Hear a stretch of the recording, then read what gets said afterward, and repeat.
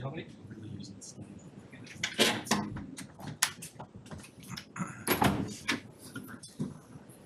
Okay, good evening. We're here for the Select Board meeting of December 12th, 2023, here in the Select Board meeting room at Town Hall. Also on Zoom, on YouTube, on the RCTV channel, and on Verizon and Comcast, Verizon channel 33, thanks Mark, and Comcast channel 32. And so because we have a mixed group of in-person and virtual, we'll just take roll. So Karen? Yes. Thank you. Mark? Yes. Chris? Yes. And Jackie, yes. And I think Carlo may or may not be joining us remotely tonight. And so just to review, we've got departmental budget presentations from library, facilities, technology, finance, shared costs, and then a budget summary, and then we'll go into executive session for two items. First, to vote to approve the collective bargaining agreements for the Reading Patrol Officers Association and the Public Works AFSCME unions, and then we'll have another executive session to discuss details related to the appointment of acting town manager Matt Cornelis. And so Fidel, take it away. Excuse me, could you just add, yeah. with a plan not to be coming back to open session at the end? That's right, yeah.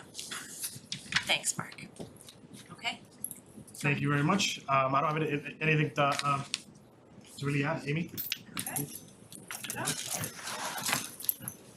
Jackie is joining, is running the show tonight. Thank you, Jackie. Look at that.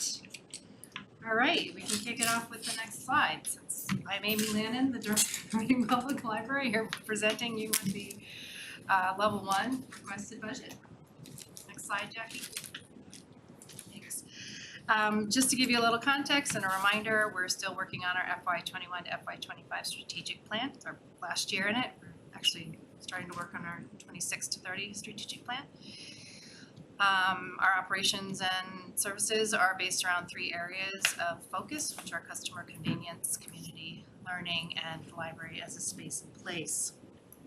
And if you're not interested in reading the whole strategic plan, which is available on our website, to summarize it up, this is all about how we get from that information to knowledge, to understanding, to application, and that's through customer convenience, community learning, and the library space and place.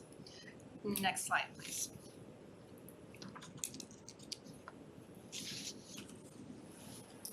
There we go.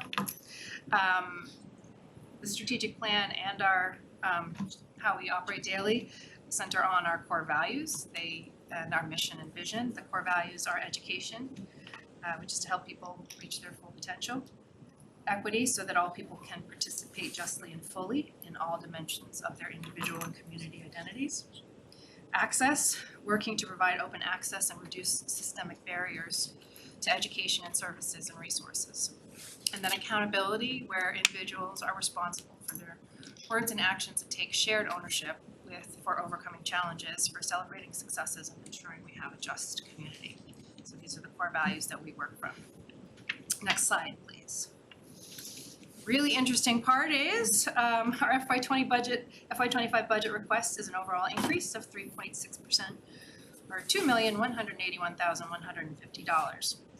Salaries account for about 80% of the budget, and this year, you probably heard, the non-union compensation guidance is anticipated to be a step plus a 1.25% COLA. There are just a couple notes on this slide, just to let you know. Number 1, administration includes the Office of Equity. It just was easier to roll it all up together. That's where it is budgetarily. That's where it sits. Also, that's a 4.8% increase for all of administration, which includes equity. And then collection services, it says going down by 5.6%, because we're transitioning someone out of that team onto the public services team, which is why public services is up by 9%. Overall, if you were to look at them and we left that position, collection services would have increased by 3.7 and public services would have increased by 2.1. So the numbers look different, but it's a pretty basic change. Next slide, and I'll talk a little bit about the expense increases. Just for state reporting purposes, nowhere else, when you look at this budget, all you see in the budget book is L92. And it's gonna have an increase of 4.9%. For our purposes in the library, we do separate it out into general expenses and library materials. And just to show you that 4.9% increase is a 20,000 change increase. So it's 4.9%, but it's not a huge amount. Starting at the bottom, the library materials always raises in lockstep with the rest of the budget, right? So if the overall budget were to increase by 10%, our materials would increase by 10%. That's due to the state certification guidelines. So the library materials goes up, and that accounts for about 50% of the $20,000 for the 4.9% increase. There's also about $3,300 spread in and out there to kind of start to restore some of the expense lines that were level funded or cut in FY24 because we were accommodating the pay and class changes last year. But what does jump out and is gonna jump out is the increase of 163% or $6,500 to the library programs. We just simply need more money for library programs. This was based on FY23 numbers. And I will be, this kind of goes back to something Mark said a couple weeks ago, very specifically, when we look at the library programming that came out, or I should say the Office of Equity programming that came out through the library. In FY23, we expended just about $12,000, and we were able to offset that through $4,000 of grants, which is about $7,000. So we're anticipating for FY25, it would be a safe bet to increase it by $6,500, and that would help us continue to do community training, education, staff training, all the other things that the Office of Equity will be able to do. That's the breakout on the expense lines. Next slide, please. Try to go as fast as I can. I won't spend a lot of time. If you've been here before, you've seen these slides before. I haven't changed much. These are the hours. We were open 52 weeks, 3,078 hours in FY23. That's 64 hours a week, October to May, and 60 hours for the rest of the year. We staff 3 floors of a 38,000 square foot building. We have 4 service desks. And we average about 13,000 visitors a month.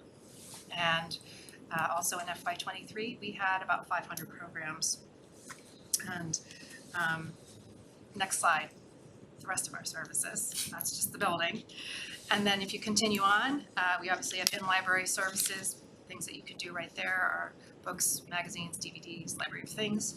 I won't read through them all, but we obviously offer things for reading, watching, and listening and learning through various media, including print, downloading, and streaming. Some new and exciting things this year that we're excited to offer. Our library of things includes some Oculus kits, so you can check that out and try virtual reality. We've added discount passes for Battleship Cove, which is really great, and the Garden in the Woods. We've added a financial literacy database called Financial Fit that is designed for folks just getting out and starting to learn how to budget and manage their own finances. And we also have some really unique targeted items such as therapy dolls that are designed for seniors and adults experiencing dementia. Next slide, which is always one Mark helped me correct many years ago, and I think this speaks better, our measurable return. This is a great way to remind you that the increased request for the library is 3.6%, and we will be asking for $2,181,150. Based on FY23 numbers, if you look at our FY23, not our FY24, but FY23 budget and the FY23 value, Reading residents saved $3.8 million simply by borrowing physical books. That's just the books, the adult books, young adult books, and children's books. So that's those numbers and those values on the right, $15 for an adult book. Our averages, they're based on standard retail pricing from School Library Journal, Follett, Baker and Taylor, things like that. So that's just the books, and if you add in the physical use, the digital use, attending programs, museum passes, things like that, the return on investment for the community was fourfold in FY '23, so it's a very good investment. And the last thing I'll add is I do always have this slide, and it is always numerical, and that's really great, it's measurable. But I always like to just help you remember that a lot of what we do is not just output-based, but it's outcome-based. So we look at qualitative services. And, we have a very active homebound service where we deliver books, DVDs, materials to those who can't make it to the library. This year, we offered a series of therapeutic arts programs for adults with developmental disabilities. There's not a lot of services after the age of 22 for this community. And it was a way for them to express themselves, to be heard and understood. And then also the library really enjoys working with all of our other town counterparts. We still have weekly hours with our mental health clinician Tanya, and working very closely with Aday and getting health screenings, vaccine clinics and the like. Over half of Reading residents have a library card, so it's a very busy library. And that is the request. Last slide is questions. Thanks, Amy. Questions in the room? Mark? Thanks, Jackie. Thanks, Amy. This is great. I love that slide that you've tuned. Couple of just quick questions. Can you talk about what's really changing in the services? You talked about some new things. What's kind of going up, what's going down? And I'm particularly interested, I know that you're doing more stuff with the Pleasant Street Center, which I think is great. Mhm. How is that dialing up? You talked about homebound services, you talked about some therapy dolls, I think, things like that. Tell us a little bit more about that, please. Okay. So the first question, what's changing? An actual services program is expanding, and programming is not getting bigger in terms of walking into a room with 100 people. It's getting to be like a lot of so I'll take example, our children's story times. Instead of having 100 children, 50 children with 50 adults, which is very, very disconcerting for many young people. We're bringing it down. We're having more of them, but we're having smaller of them. So the services are really trying to be designed to meet our customers, our clients, our community where they are. We're also doing a lot more outreach, like leaving the library, trying to be in places like Homebound, but trying to get to places where the community is. So those are two different aspects. One is inside and getting smaller, more focused. One is outside, just trying to get out there it's not PR, it really is trying to reach people who may not even speak English, who may not even know how to read, things that we assume if somebody walks into a library, we make a lot of assumptions about what they can and cannot do. So that's how the library services are changing. We're really kind of looking into un and underserved populations. Specifically with Pleasant Street Center, it's very cooperative and collaborative. We've done programs over there. I think one of the programs we try to offer are things like going over to the Pleasant Street Center and offering our elder services librarian was over there.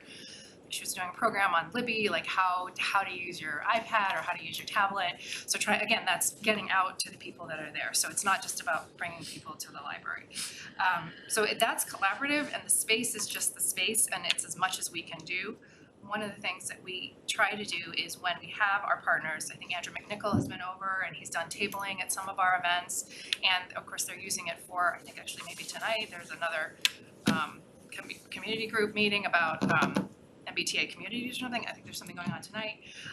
So in that way, it's I'm not sure if I understood your question, but in my head, what I'm thinking is like, it's not our program, it's not their program, it's just us working together, not really taking any sort of,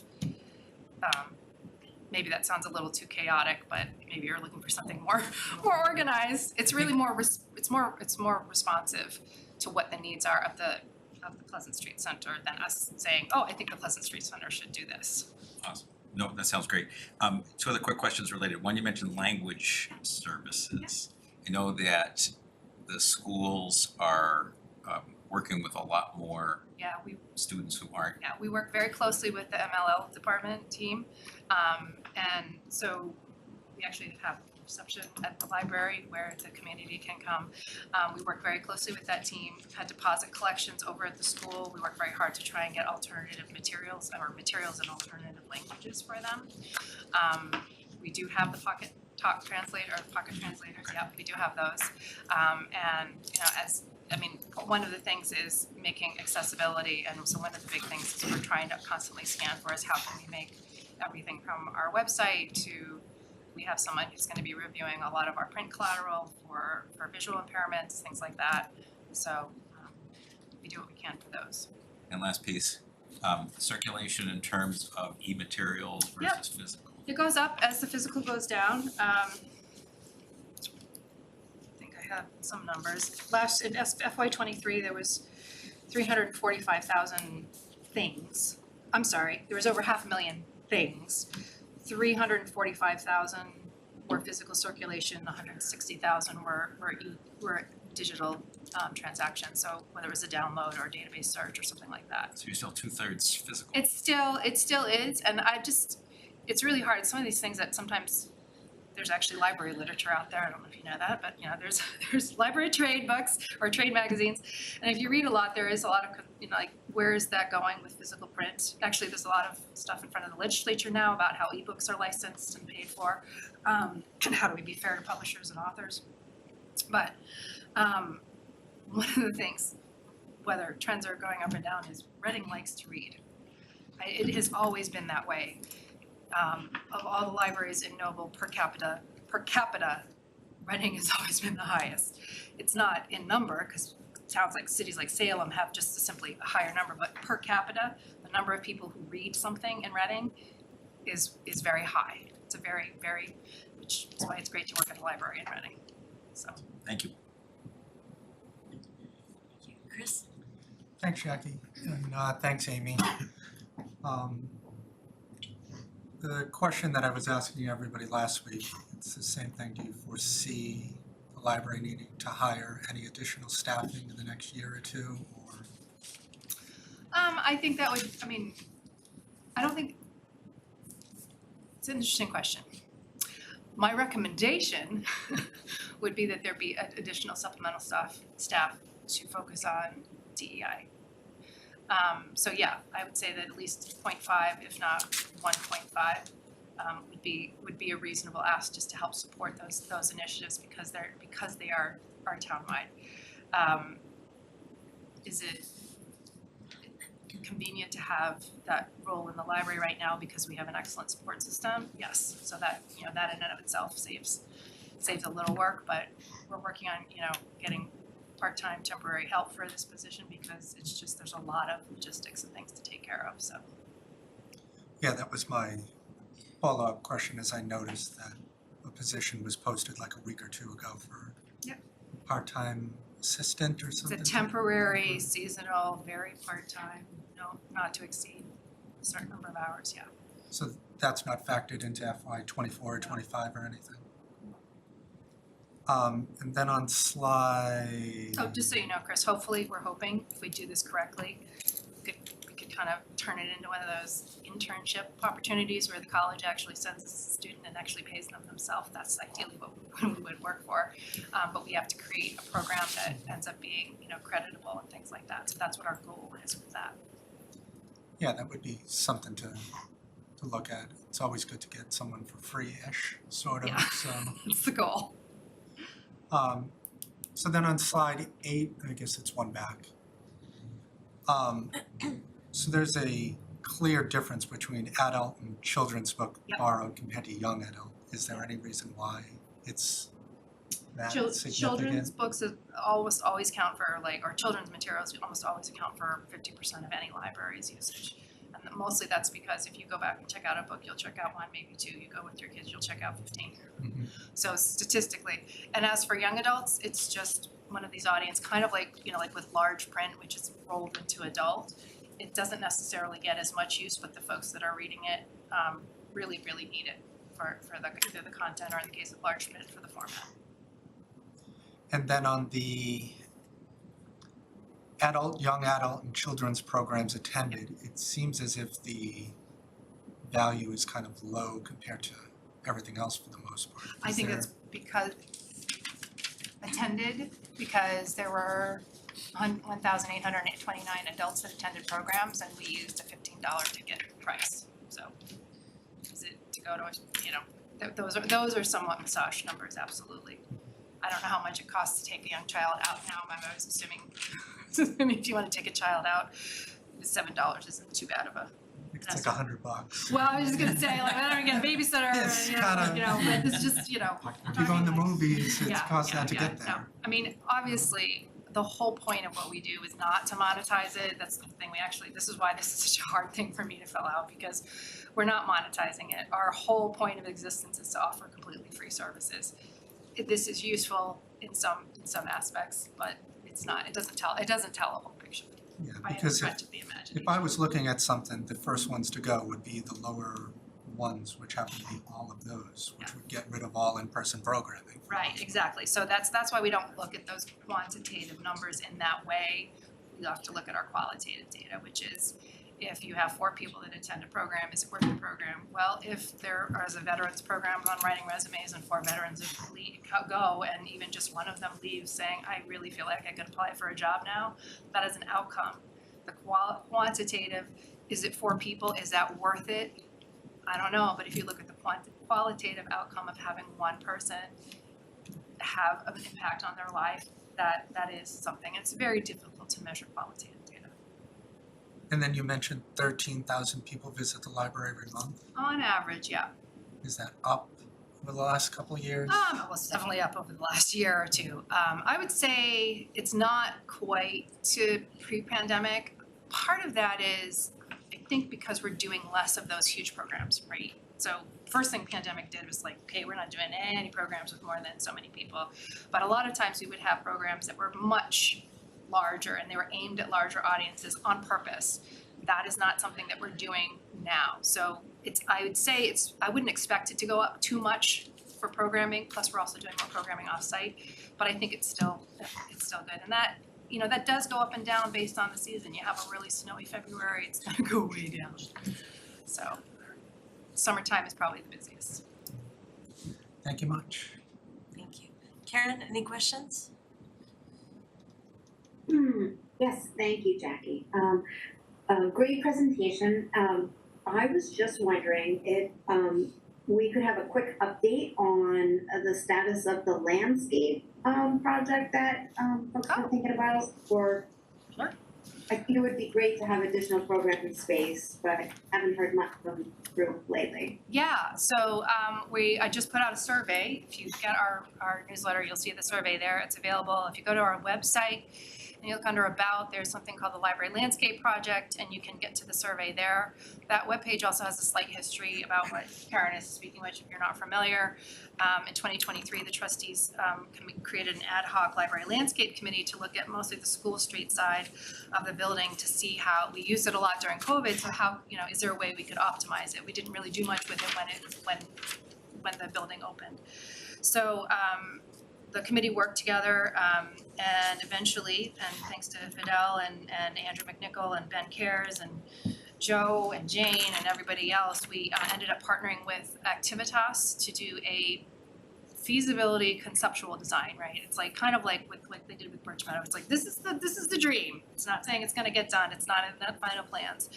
So they have done a survey, and we really encourage folks to fill that out, Karen, and you put all your ideas in there and they'll massage that into some ideas. We're obviously limited by the slope and by sewer and water and things like that, but there's definitely a potential. Many years ago in the old library, we used to have a lot of concerts on our front lawn. It was much less sloped. There was an outdoor space to gather, and right now the parking lot is that space. So we're just trying to see if there's ways, if not for those big events, for smaller groups to kind of gather, or for individuals to sit and read, to turn it into a learning space. So maybe it's a sensory garden, maybe it's a native pollinator garden, maybe it's so is it seating, is it hardscape, is it, it has to be sustainable in terms of not just eco-friendly, it needs to be, the library director's not out there every Tuesday weeding the garden, so it needs to be sustainable that way, as does most of our beautiful beds around town. So there's a lot of challenges there. So yeah, we hope to have somewhere, like with all these projects, I think we had hoped for like maybe February to have a few conceptual designs to look at. It might be closer to March now. Depends on, I think we're closing the survey January 12th. So, All right, thank you. I have my marching orders. Thank you. please share the survey. Thank you, Amy. Any questions? All right, thank you guys very much. Thanks. Next is facilities. Thanks, Joe. Hi, everybody.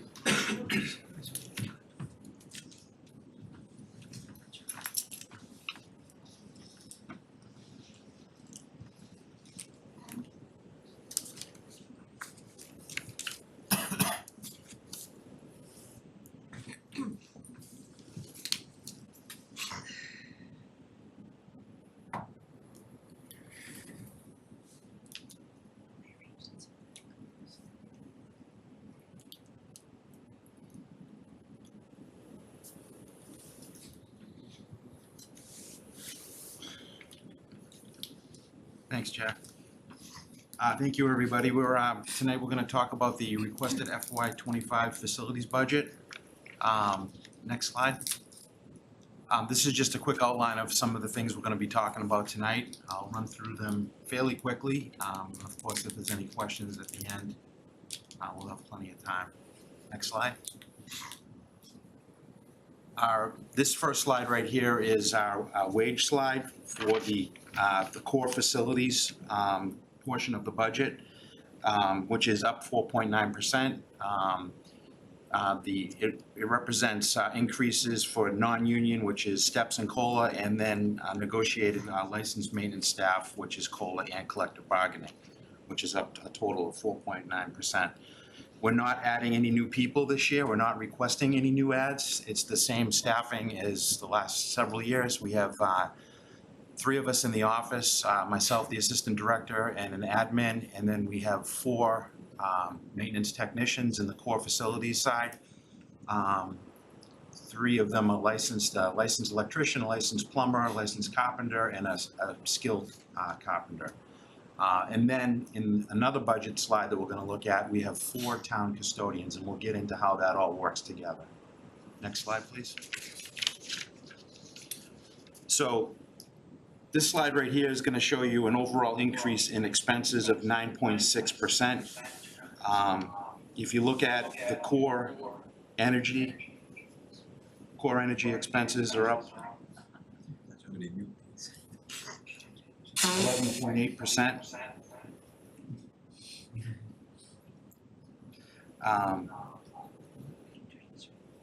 So we entered a contract, can you? Thank you. So we entered into a contract with a company called Traditions Energy, and we've been in this type of agreement for the last 7 years, I think. 7 years now. And where we buy energy, it's sent out into the market, and we buy.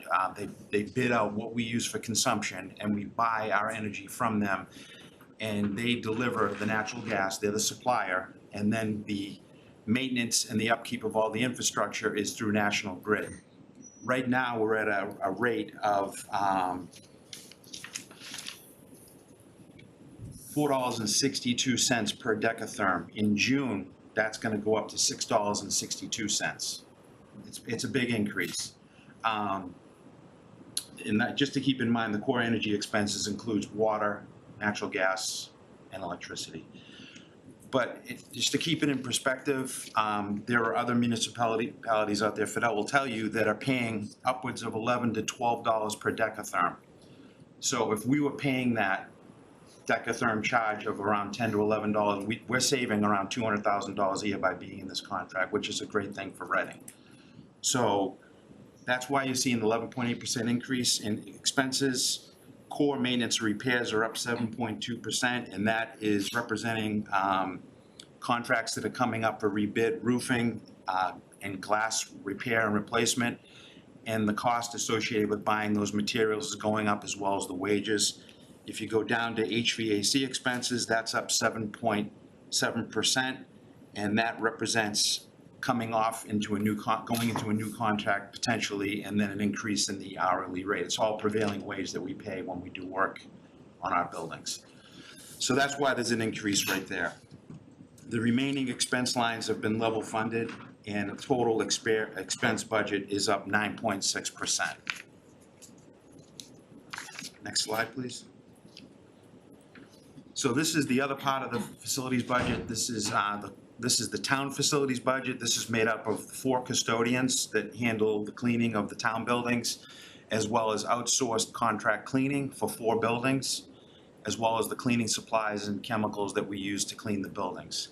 The custodians are up 3.8%, and the outsourced expenses are level funded because we're in the final year of a contract with the outside contractor, which won't renew until 26. So overall, it's a 2.4% increase in that budget. So if you go to the next slide. So we've got lines M91, M92, and I put the school buildings budget. We also manage the school facilities custodial staff out of our department, but that's voted on in the school committee. It's around $1.6 million that we also manage, but not included in this. So again, wages and expenses are up 8.1%. At the top there, you can see that, and then the next facility wages total is up 4.5. So the total increase is 8.1% overall. Okay. Next slide, Jack. Every year we show this slide. It's just kind of where we're going, what we're doing in the buildings. You know, this year we did 473 less work orders than we did last year, and some people might say, why is that? And that's really because of a lot of it's project driven. Depending on what we have going on at the end of the year, we might have a lot of breakdowns in a particular year, or we have a lot of project work that's put on us by the schools, and that's where a lot of the work does come from because they have the biggest footprint, okay? But generally speaking, it's always gonna be that the Reading High School is gonna be right out in front on the number of work orders we do, and then the 2 middle schools close behind. And we use a computerized work order system to track where our guys go. Kevin runs the day-to-day on that. And we also track vendors, and we cost out repairs through this system so we know, and it's tied into equipment so we can see what we're spending on a piece of rooftop equipment, a boiler or whatever it is, so that we can track where our spending goes. And that helps us to build our capital plan too. So this is kind of all tied into that whole system that we use. Next slide. So, like I said, we have 3 licensed maintenance technicians and 1 unlicensed that handle 1.1 million square feet of space. What we lack in numbers of people, we have 18 service contracts that perform all this preventive maintenance on the buildings. Because we'd have to have a staff of 40 people to be able to do it. So, you know, HVAC, controls, fire alarm, elevator, just to name a few. The list goes on, and those are competitively bid out every 3 years. And that's basically what drives the buildings, because in order to maintain a good, a good preventive maintenance program, you have to have these things in place to maintain the buildings and to stay on top of, anything that comes up. And through that, because we're doing a good PM program, we head off a lot of stuff that could happen. I don't have a crystal ball, I don't know when something's gonna break, but a lot of times you do catch things before it becomes a problem. Next slide, Jeff. This is just a quick organizational chart. Like I said, that represents how our staff, our department is structured. No ads this year. We're cuspy right now as far as like numbers of people. The buildings, people think the buildings are brand new, they're not. Reading Memorial High School was finished in 2005, so that's 18 years old, almost 19 years old. So the buildings are well maintained, but as they get older, we're gonna run into more and more repair work that's gonna have to happen. So, and that's pretty much it. If anybody has any questions, be happy to answer them. Thanks, Stu. Chris? Thanks, Jackie. And thank you, Joe. So do you foresee needing to hire anybody in the next year or two? I think so. I think there are certain trades that would benefit us. The problem that we have because we're a municipality is attracting the right people at the rate that they can get on the outside. So do we think we're gonna be needing to add people? Definitely, probably in the next year or two. Definitely when Killam is complete, it's gonna change the way our department looks, definitely change. And that goes for custodial on the school side, doesn't impact the town side as much, but just to maintain the sheer order of work orders that are coming through. You know, there are certain trades we'd like to get in-house if we could, save us a lot of money. So, Yeah, that's what I was gonna mention. If you're outsourcing 40-something positions, is it beneficial to bring a couple normal, like, not elevator obviously, but any normal day-to-day kind of stuff, bring it under? yeah, we'd like to bring it, what we've talked about in the past is, and we've sort of looked around to see what's out there, is like an HVAC mechanic or a controls person, because all our buildings have energy management in them. Every building in town is controlled by some sort of energy management system. So whether that's someone that's on the road or someone that's in the office doing that type of work, or maybe someone also that does controls that can work with our security systems. You know, so we're getting to the point, you know, we're talking about rates that are out there right now. We're seeing $160 to $180 an hour for technicians, straight time.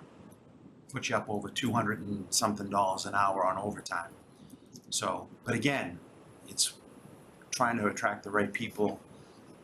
We have good control. Our contracts are all mostly time and materials contract, and contracts with a markup on materials.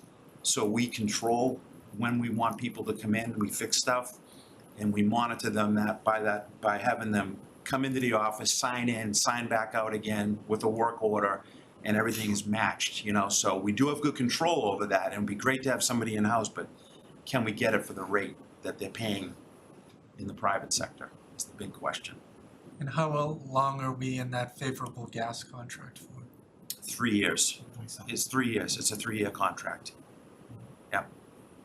And then lastly, I'm not sure this is you or DPW, if it's you or DPW, the whole, on your first slide, the Birch Meadow bathroom thing and whatnot.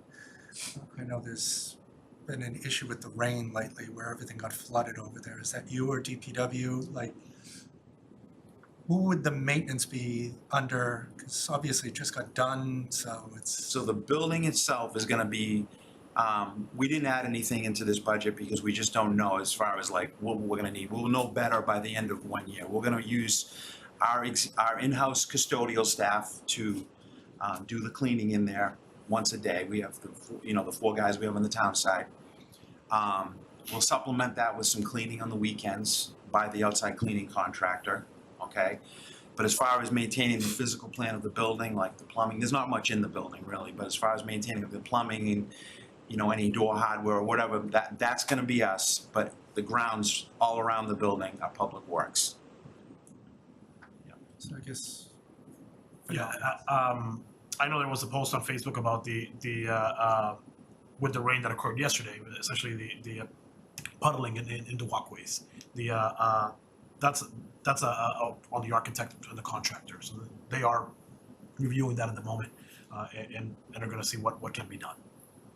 And the same thing I hope about the gate if it's opening the opposite direction, which someone said that it does because of handicap stuff, but we can get into that after the fact and I'll talk to you about it. But no, thank you, I appreciate the work that you do. Thank you. Thanks, Jackie. Thanks, Joe. 2 questions. One, just as Chris was asking about additional resources needed, if the community decides Killam, if the community decides new senior center, we're gonna have a more square footage to deal with that way also. So that's perhaps in the cards. We did a lot on performance contracting. Can you kind of update us where we are in those activities? Yeah, the contract phase 2 with Noresco is obviously been done. I might have Kevin help me here because my memory isn't what it used to be, but we did a complete LED light conversion of the remainder of the town buildings. We did new boilers at the police station and Parker Middle School. Yep, New, basically a new HVAC system for the main part of the police station. The coil in the air handler and then the outdoor unit itself, the condenser for the air conditioning. Yeah. Was also done over there. and we did some controls upgrades too. And what we didn't have in the past was the ability at the high school and the two middle schools where they're rented out heavily, was to actually occupy specific rooms. Like for instance, if you were renting out a room on the third floor of the high school, Kevin would turn on the entire third floor. Now we can actually target specific spaces so that we're not running everything, if you follow. So it's like basically it's taking a portion, and that was something that we did to just get a better savings, because I'm sure you guys know this, but the buildings are used heavily on the weekends, all the buildings, but a lot in the middle and the high school, the middle schools and the high school. So, but the project went very well. They're a great company to work with. Most of those ESCOs are just phenomenal to work with, and we do see savings generated by the work that they do. Do you see us doing more of that as time goes on, or are we getting toward the end? You know, there was talk about potentially doing like a solar project with them. We could extend it. We have the ability to do that, a solar project, and I know that RMLD is looking at that potentially. When we did the roof project, which we just finished, we made sure that we did the design for that roof to sustain a solar array that's ballasted around the perimeter of that building. They've been out and looked at it. I think over the summer they came out and looked at that. So yeah, there's always potential. There's new technology coming out all the time. You know, like when we did the first phase of the project, the LED light fixtures were cost prohibitive, and then now they become It's much better. much better. Is, so have we kind of hit the big ones in terms of, you know, lighting, insulation? Yeah, that's the other thing, as we're talking, because it ended for us 6 months ago. They continued to do, they did more weatherization of the buildings. That was another thing they did. They did weather stripping on doors, insulating of wall cavities, sealants around some of the, on the brick buildings and things like that. So it was a pretty extensive project. It was over $5 million, and it took us about 18 months to do the project. But we clipped off a lot of big stuff that would be on our capital plan. That's why when you look at the capital plan, there's not a whole heck of a lot on there mechanically, because a lot of it's been done. So that was actually my next question. So I think you just kind of answered it. There's not much in the next year or so. No, you're gonna see Coolidge roof design in the next 2 years, and then a Coolidge roof, and then the next one after that is gonna be a Birch Meadow roof, which are big ticket items. We just replaced the Parker roof, and while we were at it, we had money left over in the budget, as you all know, and we were able to replace 3 large pieces of mechanical equipment that are gonna get done this summer. So basically, by late July, that will have it has a brand new roof on it, and it has all new mechanical equipment, including exhaust fans up there. So that building is in good shape. So other than unexpected stuff. Yeah, like I said before, right, you never know. You don't know what you're gonna walk into, but we try to limit that as much as possible. Thank you. Karen? Thank you, Jackie. Great presentation, Joe. I really appreciated the work orders slide, really easy to absorb, all the buildings, where your time is spent, appreciate that. And I appreciate the update on Noresco. So quick question for you, getting back to the energy supplier, and this question has come up before. Are we, the town of Reading, able to get energy rebates from National Grid? Like, have we done that? Yes. How would that, there's a lot of moving parts. So we got close to $100,000 in rebates from National Grid this last round of performance contracting. And it was $100,000 between National Grid and RMLD. And what we ended up doing with that money at the end of the project was we replaced some aging heat pumps that were in the buildings and added some new ones. So we did. We're in the process, we're not completely finished it, sorry, I'm kind of ducking behind here. We're not completely finished with them, but I think it's like between 14 and 15 ductless split systems with heat pumps that Right. we're in the process of doing. We'll probably have I think we might have 4 left to do. It's been an ongoing process between, getting the equipment in, getting it scheduled, the installs and all that, so. Yeah. We've done quite a few. Some of them are new and some of them were replacements. So yeah, we did use that money, we put it right back into the buildings, and we did get rebate money to answer your question. Okay, no, that's terrific. I'm glad you were able to share that with all of us and those watching at home, because I know you're just doing it as a course of doing business, but again, it's like money coming back to the town in Yep. forms of grants, rebates. So good job. Thank you. Thank you. And I just have one question, Joe, on the core energy expenses, it sounds like we're kind of at the beginning of that 3-year contract, it's 24 to 27. Do you have any idea, or has Tradition, National Grid given us any idea of what we can expect in years 2 and 3? So we have no control over what National Grid is gonna charge us for the, the infrastructure piece, but we know that the Decatherm charge is in place for 3 years. Okay, so that's that Yep. 11 or whatever the It's $6.62 a the Decatherm. 11 was Yeah. the other. We did a quick calculation with the energy consultant the other day, and he said, yeah, if you guys were paying what other people are paying, you'd be asking for another 200 grand on the low side, Okay, so. And they're a broker, right? So Yes. so they, Right. they we have a relationship with them. They send us basically market reports, right, of how things are going. And what happened last time is they reached out to us and said that they saw essentially an increase coming, and it was a good time to lock in. So they talk to us all the time. It's their job to kind of to monitor the market and come to us and say, when is a good time to lock in. Well, obviously, a lot of these things have to do with things in Europe and in Asia. Right. Who knows? And you locked in early too. No. And we didn't wait until it was like, because if we had waited, we wouldn't have got the rate we got. So that's the key, like at the end of year 2, then we start looking at it again. So, thank you for that, all right, for all you do. Thanks, Thank Joe. Thank you. Okay, next is technology. It's Farilla. Evan.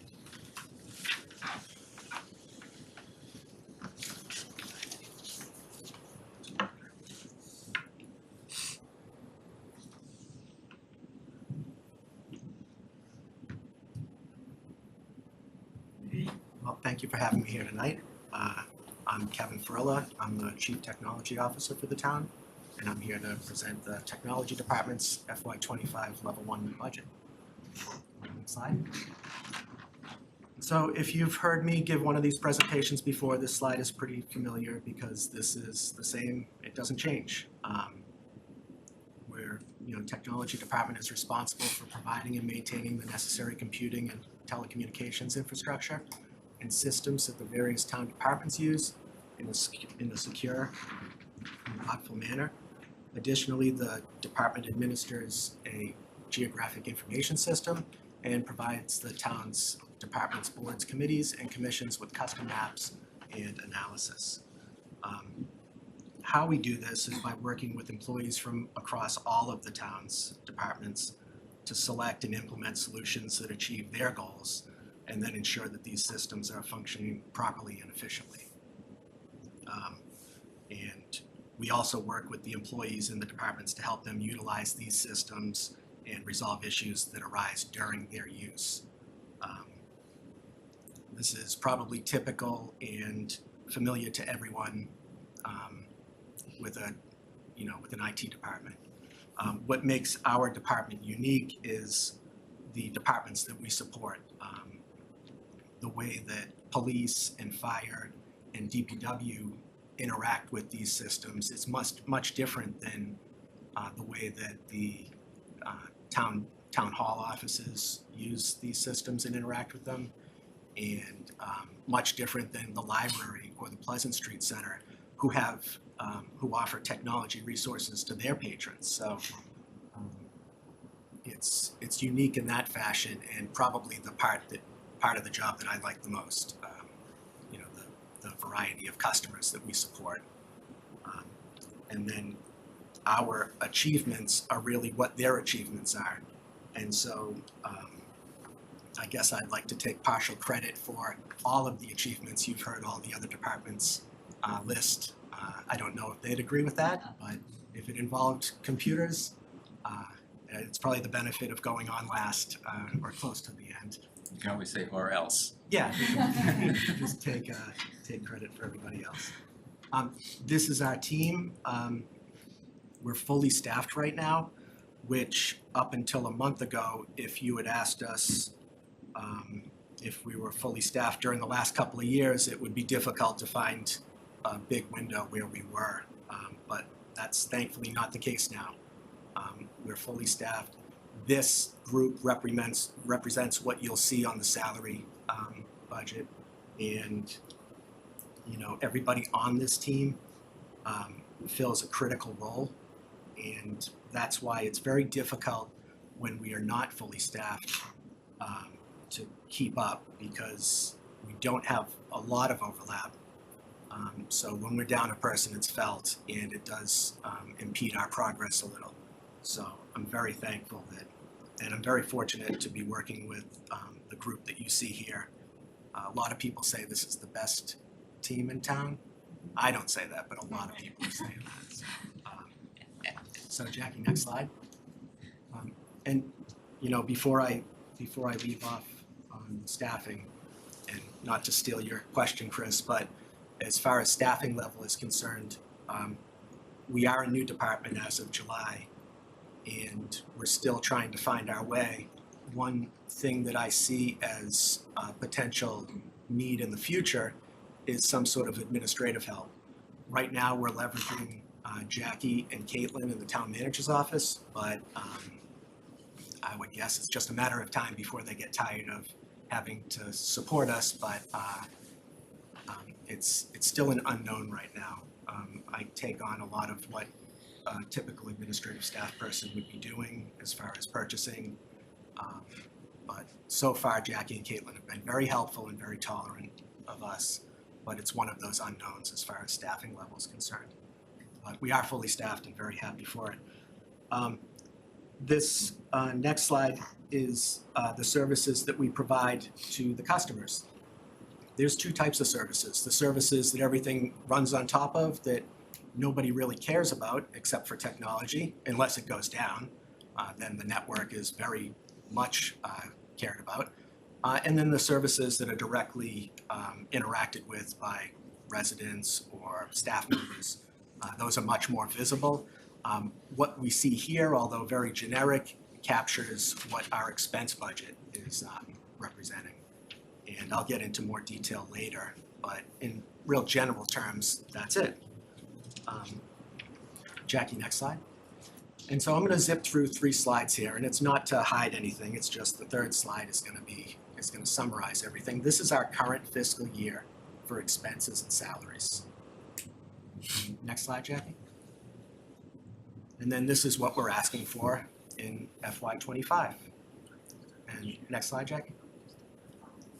And then this is a comparison of those 2 slides, FY24 versus FY25, what the percent difference is. One thing that I feel might be a little hard to hard to see is, salaries is pretty much straightforward. You saw the members of the group. Expenses, though, is just a big 650,000-ish thousand black hole. So, Jackie, next slide. If we look at how those expenses are broken up, this is how they break down, and they're obviously just categorized, and they're pretty self-explanatory, but I'll get into explaining some of them. The software. This is every cloud-based service, every self-hosted piece of software, every subscription that we have. It's $422,000, and that probably seems like a lot, but to illustrate how costs really ramp up quickly, we have a financial platform, which is considered an ERP platform, that's $110,000, and that supports the schools, the town departments, and some of RMLD's payroll processing too. So that's a big chunk of that 420,000. We also have 50,000 for a permitting system that's leveraged across multiple departments. We have 50,000 for public safety software. We have 22,000 for the facility software packages that they use. 12,000 for reverse 911 for resident communication. So the costs really ramp up, and a lot of times my percent increase can be explained by subscription increases. Right across the board, they're all just like Netflix. They realize that they can take a little bit extra money, or they need to take a little extra money is probably more appropriate. And so website costs go up, they all just increase. And that really captures where a lot of our 3-point-something% change in expenses occurs. For communication services and equipment, that's our internet access costs, that's our landlines, our PRI trunks, our cellular service, and some of the devices that leverage those services. So that remains more or less static, but as more cellular devices get added, that does creep up. Professional services and maintenance, that is all of the things that we can't do in-house. So maintenance to our fiber optic network is a good example. I'm not equipped to go, or nor is anybody on the team, to go up in the telephone poles and administer or troubleshoot our fiber network, so we outsource that. Same thing with printer repair or a broken piece of equipment. It's not cost effective to have that in-house. Hardware is PCs, scanners, printers, all the hardware that's on a replacement cycle. Parts, supplies, it's all the misfits, all the things that don't fit into another group. Printer toner, consumables, memory sticks, cables, all the extras that really have no other home. So I hope that captures how we get to that 650. There's obviously much more granular detail involved here, but I don't think you want to listen to me all night talk about this. So next slide, Jackie. And so this is more of the same from the beginning. Our goal is just to support all of the other departments in achieving their goals. If all of the departments go out of business, technology's in trouble. We're here to make their jobs better. And I guess next slide. I think that's it. So are there any questions, or sorry if I rushed through it quickly or if anything wasn't clear? Yes, Mark. Thanks. Two questions, Kevin. So first, thanks. With things like the software in particular, are there statewide purchasing contracts that we participate in? Is somebody negotiating for stuff, the regular stuff that we use, whether it's the financial system you're talking about, the ERP system you're talking about, even Office and Yeah, licensing? we do work with procurement. In some instances, there's negotiated statewide contracts that we're able to leverage. I'll chime in and say that the ERP is Munis, Yeah. and Munis has the market cornered in for financial software in nationwide probably. I don't even know who's the competitor in Munis that is at a level that competes. So while we can, in theory, negotiate, what we try to negotiate is service, basically, like how they support us. Kevin just did an upgrade to a new version, and we negotiated essentially like how much training they give us our staff. I think Munis knows that we're not switching out of Munis, and we're not in negotiations, but I think that one in particular is more complicated. The ERP. Yeah, and the state doesn't do anything to try to negotiate. No, because it's the state has statewide procurements when the state is procuring stuff too, right? So it's Munis is for municipalities. Yeah. This is like a maintenance agreement we're basically paying. And you know, back, I think it was 2005 or 2006, when we did this last, when we lifted up from the old admin system to the current, well, it's Tyler ERP now, but the Munis system is what we refer to it as. That was a heavy lift financially, and staff time-wise.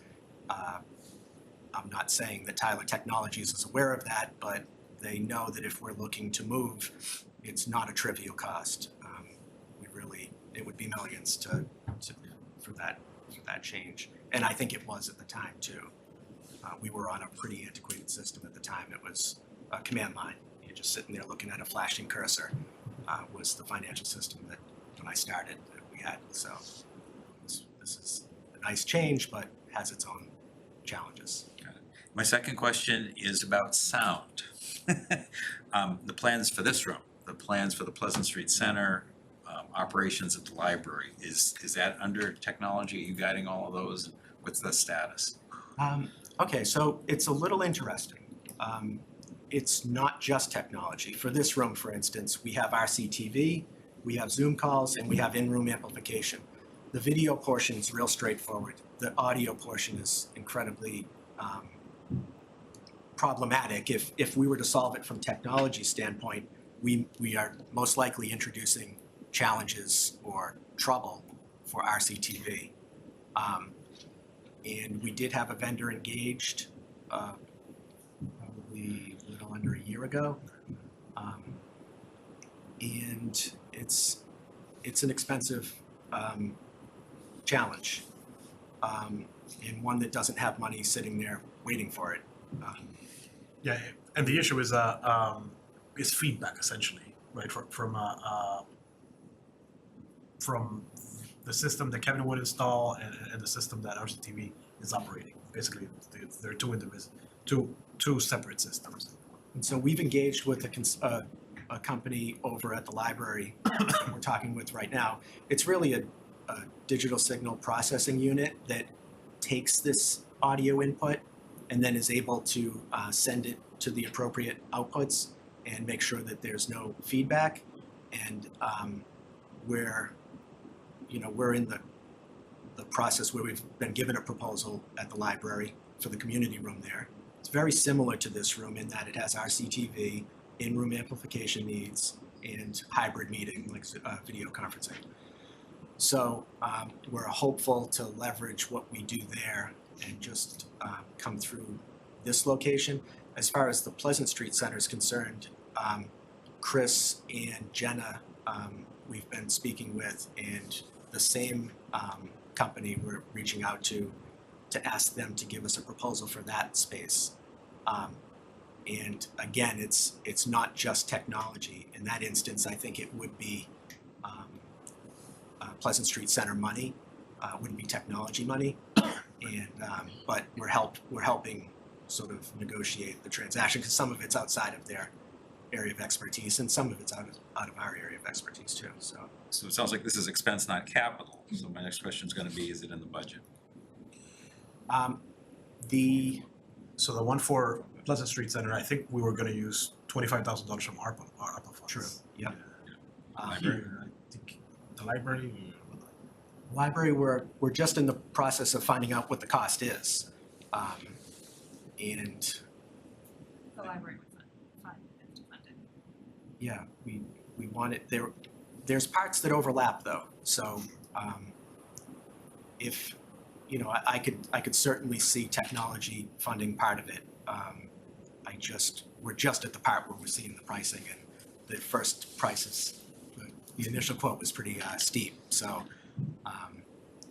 at least it's outside of what we had expected. Why don't we take this offline, but I think it would make sense to put a placeholder into the budget for fiscal '25 for all three locations. If it already exists in one or two, that's great, but I don't hear anything about this room. And we need it in this room. So I get it, it's not done, but before you know it, it's gonna be fiscal '25. Yep. And we're gonna say, it's gonna be another year because we didn't budget for it. Yeah. I'd rather not do that. Thanks. Chris? Thanks, Jackie. And thanks, Kevin, for bringing up my adding position thing in the future. Because looking at 5 people doing technology myself, I know that you are probably doing things that you should not be doing, which means other things are getting neglected because you're focusing on these smaller menial kind of tasks. So I would definitely like to see an additional person or something going forward in the future to just keep up with technology. Especially how I mentioned last year to this year about getting town email addresses for, you know, various boards and committees instead of just a pointer kind of freebie things that you can get away with. The other thing is, under the foundational, you have, as one of the items is a VoIP controller. Are you doing that in-house or is it outserviced, or who's handling the phones? It's a self-hosted, so it's over at the police department, so yeah, we do. We do outsource any more sophisticated changes, anything beyond the typical add move change. Anything that's more involved with troubleshooting, we do have a vendor that we leverage for that, and that's part of the professional services sort of category. And then in terms of, I know Microsoft increased across the board like 10% or something for all of it. That's in your subscription increase pricing.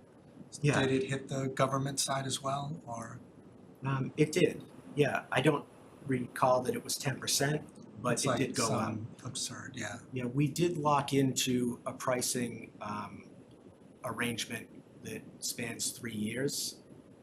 So we have some protection from it, but I see it more as deferring the pain for 3 years than avoiding it.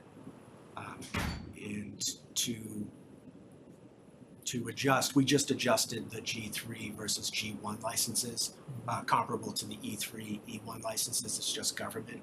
So we adjusted our numbers, so we had to take from some of the more robust licenses in order to get the costs in line with reality.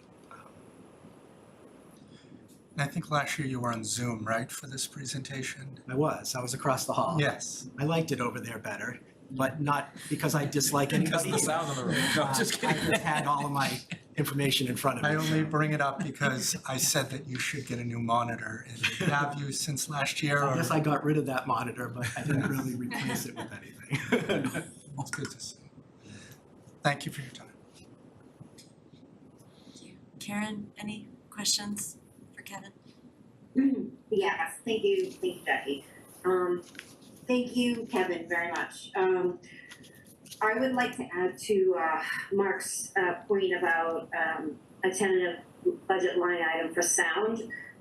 We have a problem at town meeting at the Performance Art Center as well. We have town meeting members leaving and complaining that they literally can't hear. And so I don't know if we can look at including them for that service that you were looking at the library, and explore maybe some other options like some sort of captioning.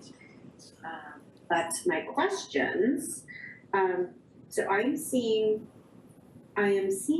some organizations moving to Google Docs, moving away from Microsoft. And I was wondering, you rattled off a bunch of subscription costs, but I was wondering what the Microsoft licensing cost was on an annual basis. And have you seen any government organizations moving to Google Docs yet? Oh, definitely have seen them move to Google Docs. We are a little bound to the Microsoft plan for 3 years, just because we locked in our pricing.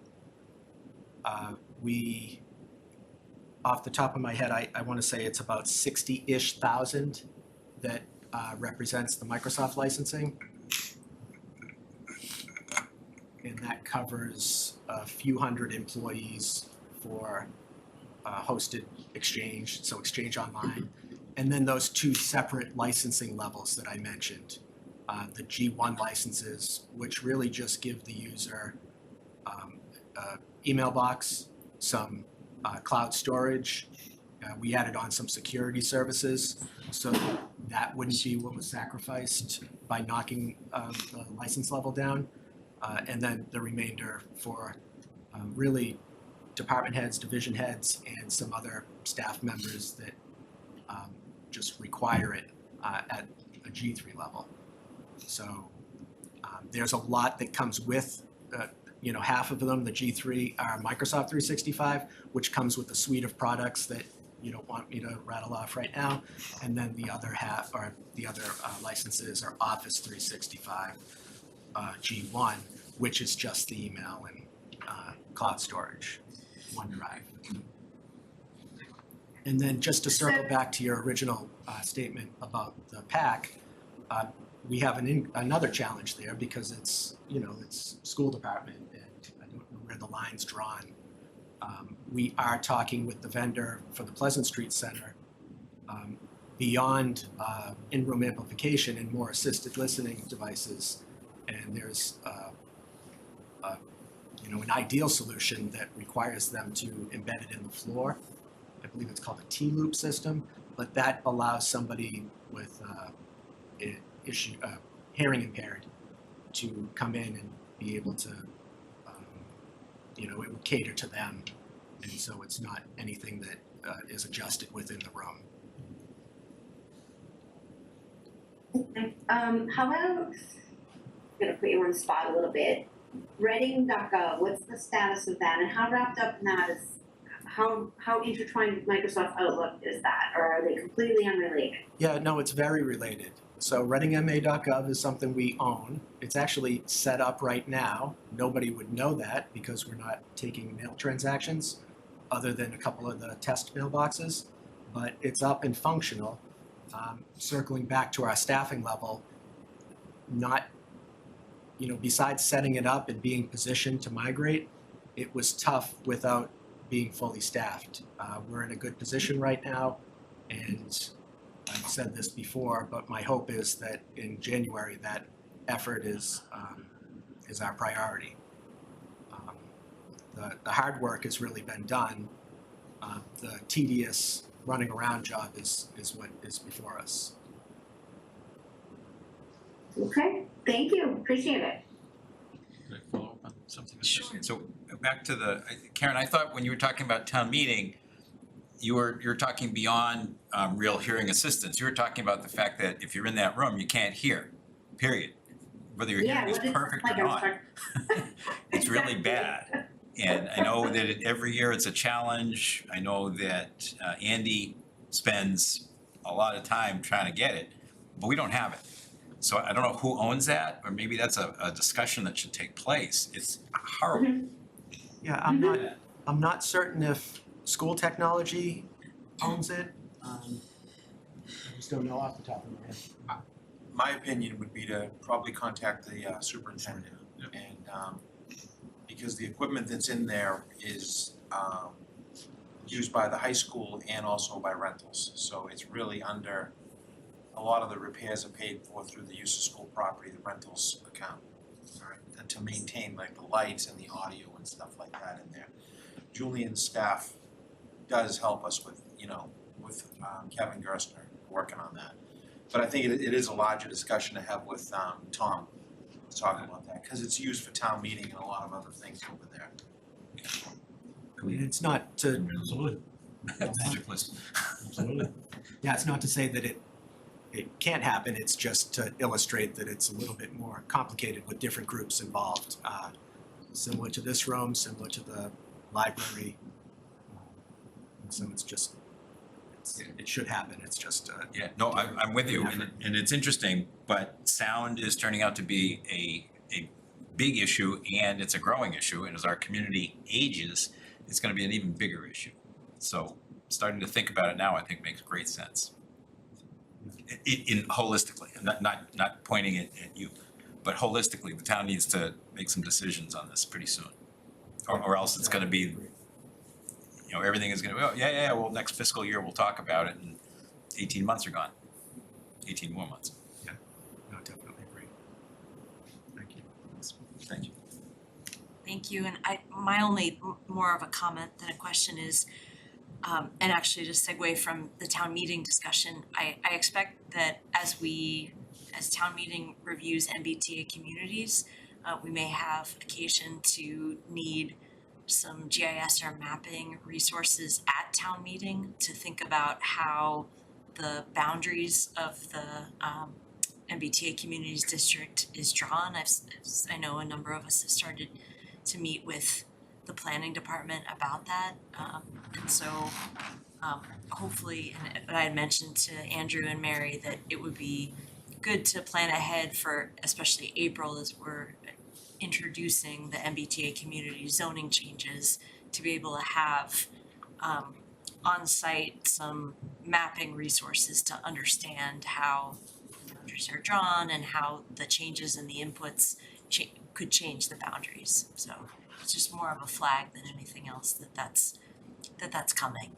Okay, yeah, that's good to hear, because, Matt Dean, our GIS administrator, doesn't like surprises, so the more notice he has, the better. I will say, I mean, hopefully we're not changing maps on the floor of town meeting, but I can appreciate. No, I'm not saying that. I'm saying more that, the boundaries are drawn because of certain decisions that are made about, lot size and height and stuff like that. And I think as we discuss what I'm sure will be a, robust discussion about MBTA communities, it's helpful to understand how those decisions affect how the boundaries are drawn. So thank you, Kevin. All right, thanks. Let's go. And Sharon is remote, there she is. She's upstairs. She's been lurking in the background.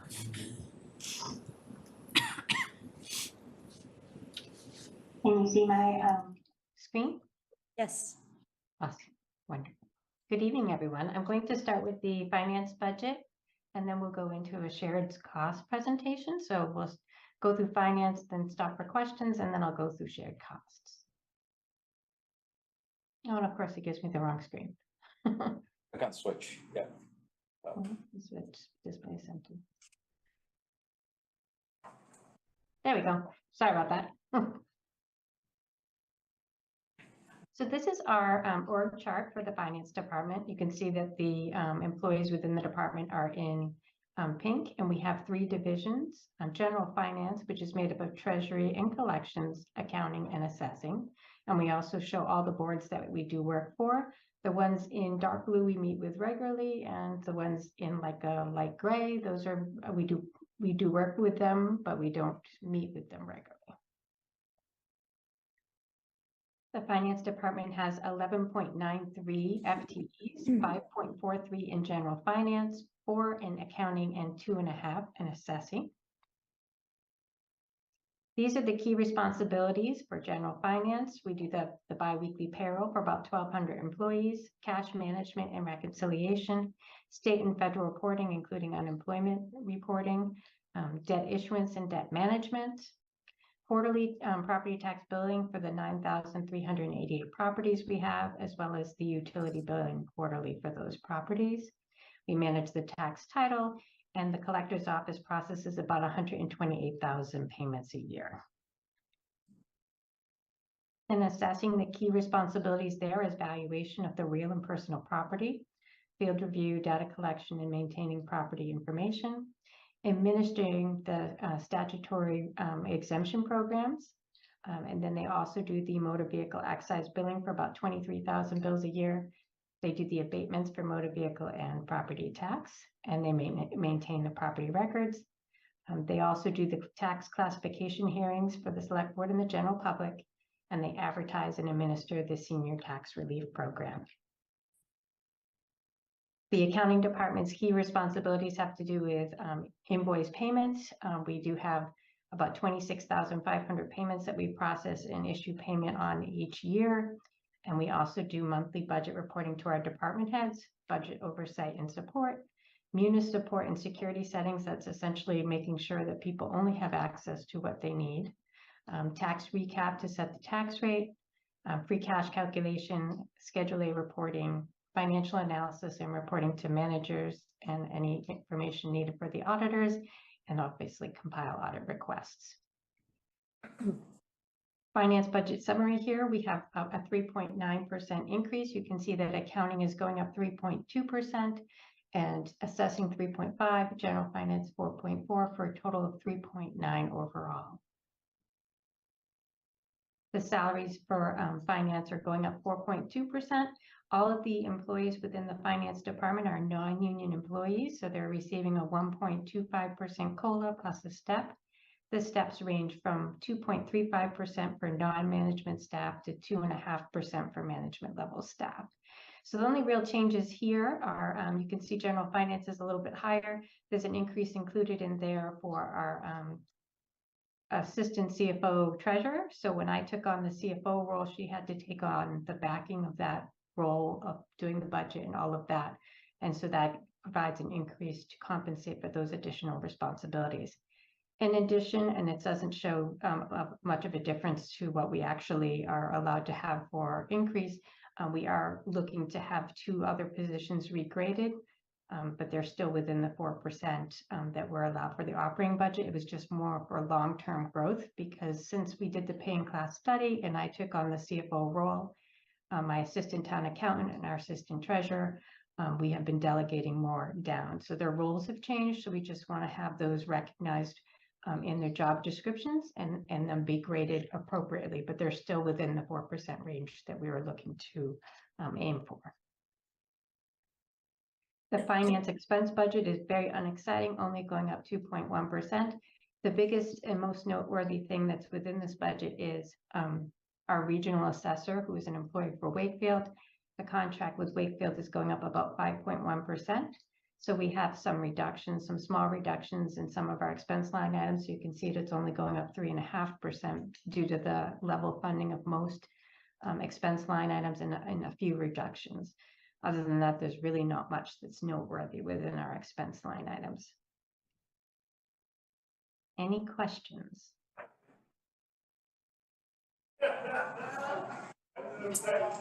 Quick question, Sharon. How much, I know when the schools did the transition Of CFOs, obviously you were very, very, very involved in that.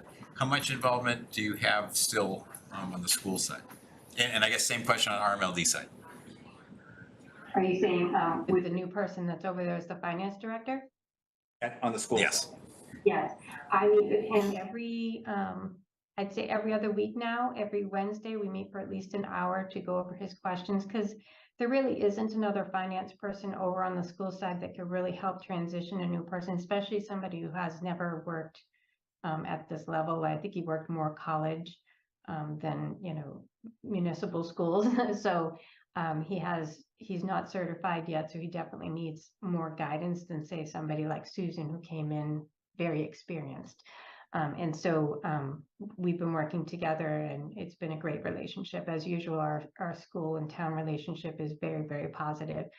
As far as RMLD, we have somebody new over there as well, and our relationship with him is equally as positive. But I do not meet with him on a regular basis. I feel like the school side needs more support from us because they are on our programs, they're on our Munis system. Whereas RMLD, we pay their bills and we do all of their cash management, but they do have a separate operating system over there, and we import their data from that system. So it's a little bit different. There's a little less support needed on the RMLD side for that position. But in the past, when we transitioned, when we had Gail come on, I did support that position when Martha came on. So I think it's a pretty typical thing to see the town and the school pull together when that position transitions. So your involvement shrinks. As you get those people up to speed, is that kind of what I'm hearing? Yes, but I mean, I feel like when they're new, that first 6 months to a year, I feel like they have a lot of questions that come up as we enter budget season or other things like town meeting and things like that. So questions amp up different times of the year. So right now, we're still meeting every other week on Wednesdays. I don't know how long we'll be needing that, but we'll just see. I mean, if the questions start to wind down and he feels like he's got to handle them, we'll just talk when he needs to talk. Cool. Thank you. Chris? Thanks, Jackie, and thanks, Sharon. So do you foresee anybody in the finance department needing an additional person in the next year or two, or?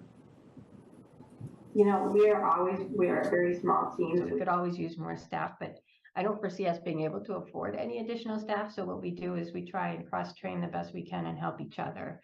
And that's kind of the best way we can get to everything, and that's kind of how we went through the transition of taking over the whole budget. I was delegating more down to my assistant town accountant who had been trained, which is why I asked for an assistant town accountant. So it worked out beautifully that we had that cross-training already going on, because I could delegate very easily and be able to free up time to do some of the things that need to be done. Alrighty, thank you much. Thank you. Karen, any questions? Thank you, Jackie. More just a comment. Thank you, Sharon, for that presentation. And I was glad to see you at the Killen School Building meeting the other night. Not only is this a once in a 20-year event for us, but the school building administration has changed considerably. And now we have optional reimbursement potential, and we now know that we also may be in line for grants from the Inflation Reduction Act. So, to your point earlier, working closely with the schools and with someone who is just coming up to speed, and has a new project on his desk as well. I really appreciate you stepping up, and I thank you, and I feel really good knowing that you're on the team. Thank you. Sharon, thanks very much. Shall I move on to this shared Moving cost? on, moving on to shared costs. Yes, go ahead. Okay, I'm going to stop the share of this and share that presentation.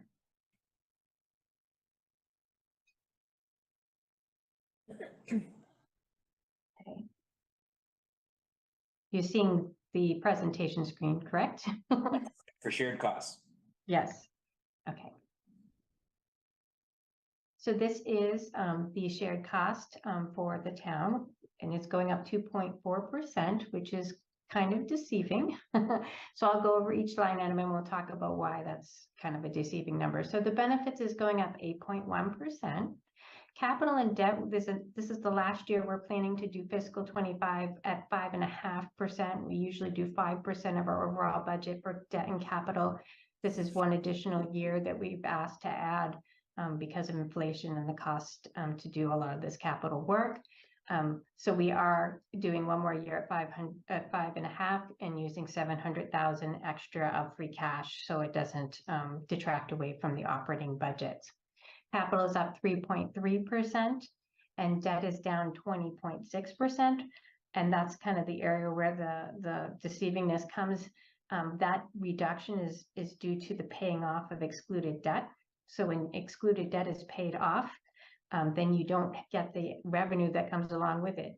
The agreement when we have excluded debt is that we charge extra above and beyond the levy for the debt service until that debt is paid off.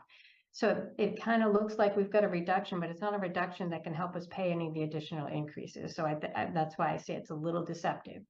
Vocational schools are up 21.7%. That is including that building project that we discussed for, is it Northeast Regional Metro Vocational School? That is underway, and we will be receiving $155,000 capital charge in next year's budget. So that's included there, and that's what's fueling that 21.7% increase.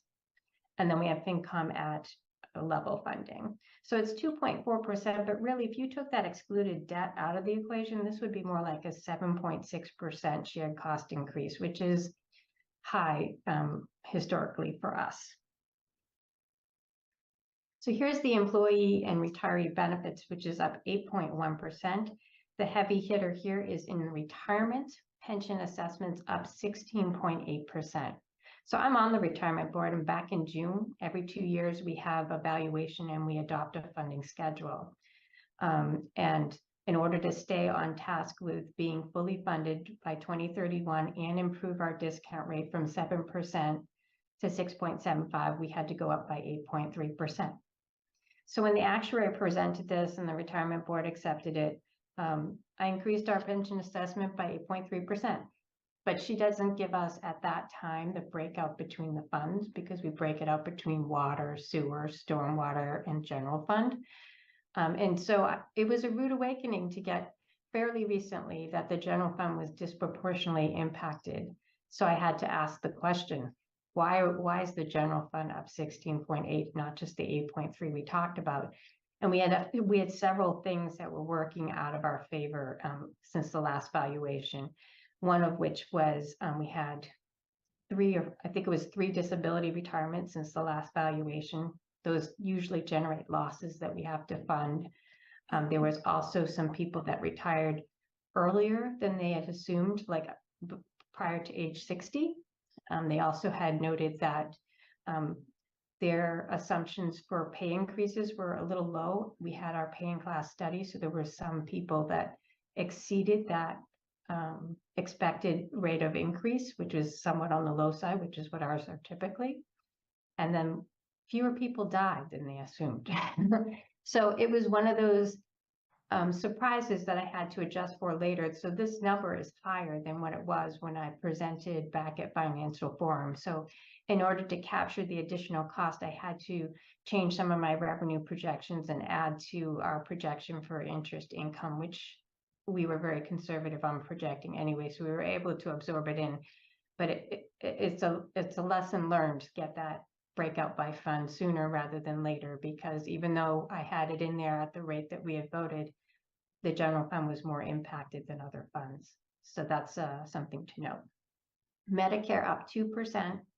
Health insurance, we have up 4.6%. As you know, we use OPEB funding as a hedge. We do schedule 500,000 every year, and we don't transfer it until April because we're not mandated to fund OPEB.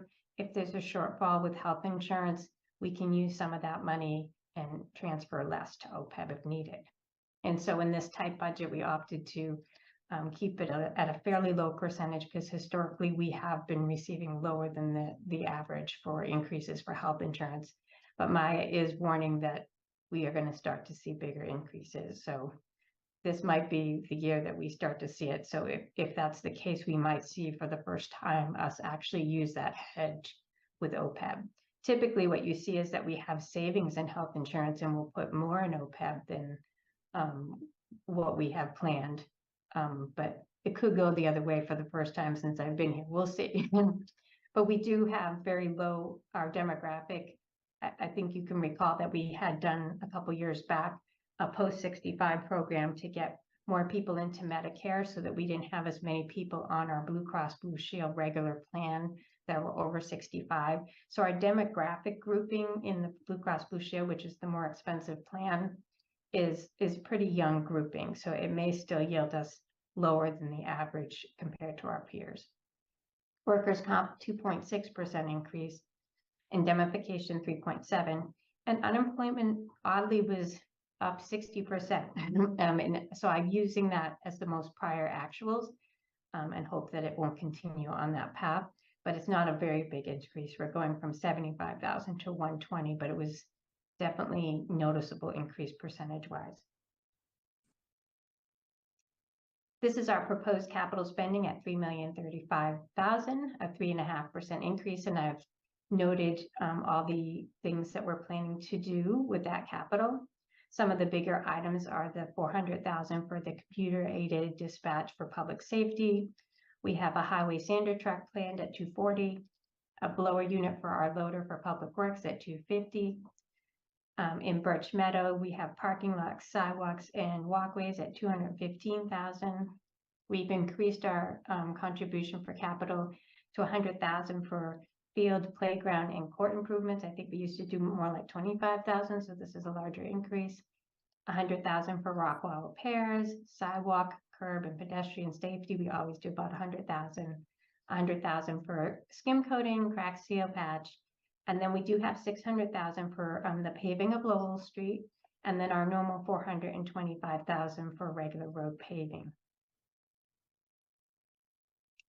So debt service is at $4,818,738, and this slide breaks it down to between within the levy, which is the $3,539,038, and excluded debt, which is just one payment remaining. The last payment is being made in 2025, and we will no longer have any excluded debt until we borrow for Killam, and that's at $1,279,700. And vocational schools that we spoke of before, we had 200,000 built into this number back when I did the first financial forum. We recently, I think it was on Friday, received an update from the VOC saying that our first payment was only going to be 155, and so I had moved 40,000 to health insurance from the vocational line, knowing that that health insurance number might be a little bit low. And then the other thing that should be noted for vocational schools is that we rarely know the enrollment or what really is going to be for our enrollment costs for vocational schools, because it's based on that year's enrollment and we don't usually know till the fall. So these are estimates, and sometimes we do in fact need to go to town meeting in November and get additional funding, but this number does include 155,000 for capital costs coming from that new school building project. And then we have the FinCom reserves at the normal 200,000. Any questions? Thanks, Jackie. Thanks, Sharon. Two things. One on the debt reduction. That is the Wood End and high school projects coming off. Is that correct? Yeah, that is correct. Do you offhand know the dollar number, the average household, the impact of that? Is it a couple of $100 on the average tax bill? So as I recall, like We're estimating the new project, like what the net effect would be when all the debt came off. So that was with the library included. I think it was like about a savings of like $300 between the 2 years, fiscal 24 and fiscal 25, for the average $700,000 home. And we figured that, and who knows if it's right now because costs are up so much. We had figured that the Killen project would be maybe a $615 ad for the average 700 household. I'm sorry? I'm not thinking of ads. Because if you want to do ads, then at some point we're going to talk about senior center too. I was thinking more the decreases, just what's coming off. Yeah, so I think that what I recall from our presentation was that We were going to save 300 between high school, Wood End, and the library project, and so that the net effect was like 315. So I think it was $300 total, but I can't tell you specifically for those two projects how much of that is, because there is the library that's not paid off yet. That's one more payment. Got it. But the good news is you'll at least for a year, get a nice benefit. Second question was the road paving at 425. That's reflective of the increase voted at town meeting, is that right? I believe that's like what we know. That increase at town meeting was for this fiscal year to do more paving. got it. Okay, so for next fiscal, there's no change from standard. Right now, is that right? I think if there is any changes in, we had talked about like just timing of projects. We have a couple of projects that we plan to borrow. If the timing of those projects don't go as planned and we end up borrowing later, those debt payments could be used towards capital and potentially more paving. So that's like the kind of back thought of Where they are, if we can keep them on timeline to borrow and have a debt payment for fiscal 25, we're good. If not, we could potentially be using those debt payments for additional paving work or capital work. And then I assume we'll talk to our Legislators also to see if we can get some more from the state for paving. That would be wonderful. Okay, thank you. Okay, Karen, any questions for Sharon? I don't have any questions. Thank you. Thank you. Okay, thank you, Sharon. Thanks, Sharon. And I will do the wrap up. Before I do that, I did find the chart that we created for, and obviously what I wanted to show you was just the first two columns, right? This is what we created ahead of town meeting, and essentially that the tax bill theoretically, right, in FY22 was 9,300 for the average home, and then it was going to go down to about 9,000 after the debt exclusions fell off. All three. Well, Yes. two exclusions, but three buildings worth. Yes. Got it. And what's the number on the third? It's theoretical number that I wouldn't even. Okay, never mind. I wouldn't Forget even, I asked. in fact, That number, we have that no idea. number is with the kilowatt exclusion with our estimate at the time. Who knows if it's now Got accurate? it. But we haven't even factored in whether or Yep. not there'd be a senior center activity as well, so I'm hesitant to play with that third column. That third column is theoretical. So I will wrap it up. Let's see if I share screens here.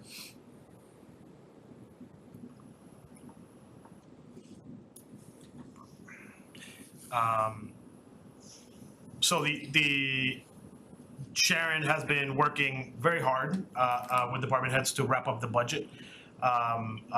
We are getting very close, I'll say.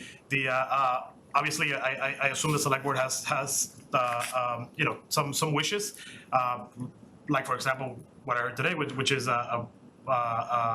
adding some kind of funding for sound improvements or audio improvements. I'll have to figure out with Kevin and what that means, but we can work on those. Over the next few days, I'll reach out to each select board member, obviously, to see if there's other things that you feel like are missing or are included. With regards to the committees, we continue to fund the select board discretionary account as last year. So I foresee that process working exactly the same. At some point in July of next year, we'll receive requests from committees. Last time we received requests, I want to say from like 5 or 6 committees, including two new ones, and the select board appropriated that money. The school department is going to start their official budget process in January, and they need to submit their budget by the end of January. Of course, Tom, Sharon, Derek, and I have been working in the background to make sure that we have no surprises and we do not foresee any surprises. And finally,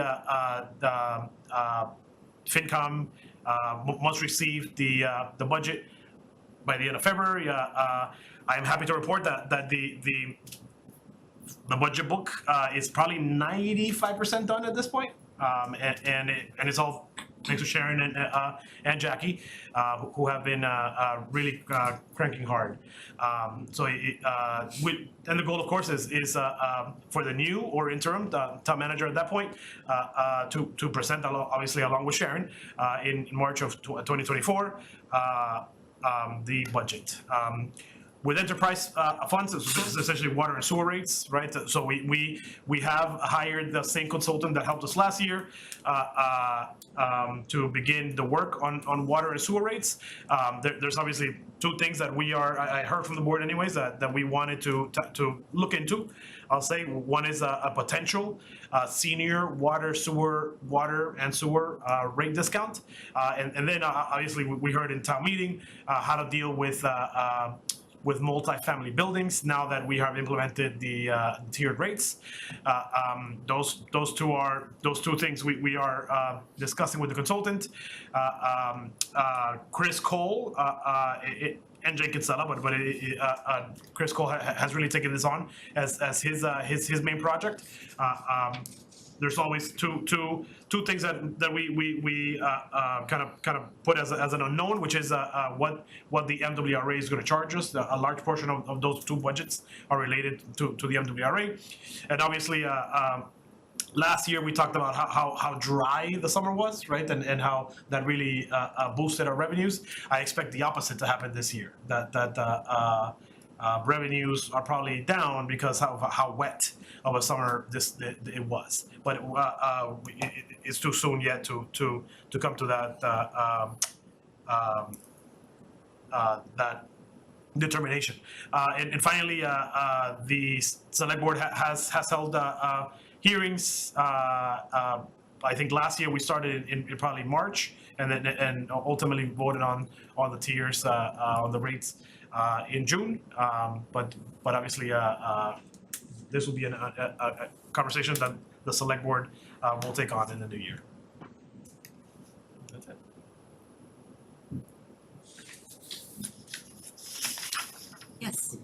Phil, with the suggested dates, for example, for water hearings and things like that, are those in the back of our agenda items already listed with the approximate dates? I just don't wanna lose the institutional knowledge. Yep, absolutely. Thank you.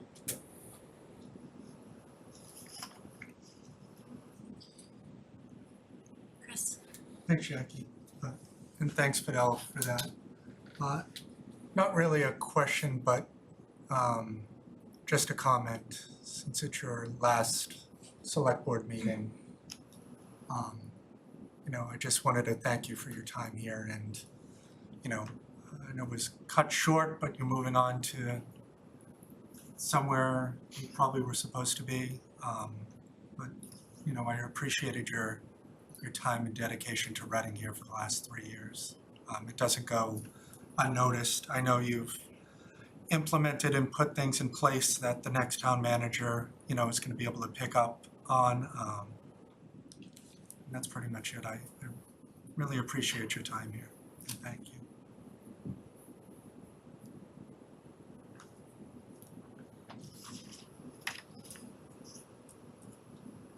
So, yeah, go ahead. So I think we all probably individually and collectively wanna chime in and second that very much, that it's been a pleasure working with you and you're not too far away, so we may have to come out and drag you away in cuffs occasionally, but we'll see how that goes.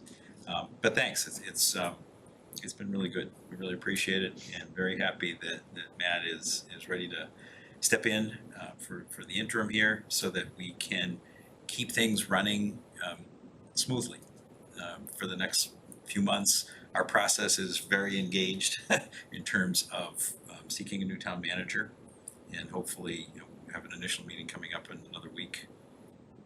Under a week, isn't it? Cool. But thanks, much appreciated. It's been fun. Thank you. Karen, anything before we move into executive session? No, I think my colleague said it very well. Thank you very much, Fidel, and I do appreciate all the efforts you put into making this transition smooth. Okay. Thank you to Fidel and town staff, department heads, and happy holidays to all. And so, is there a motion to move? So Karen, I don't know if you've got the All right, give me a second, they were up. Let's see. You want it on the screen? I can throw it on the screen. Yeah. Draft motions, hang on. Let's see.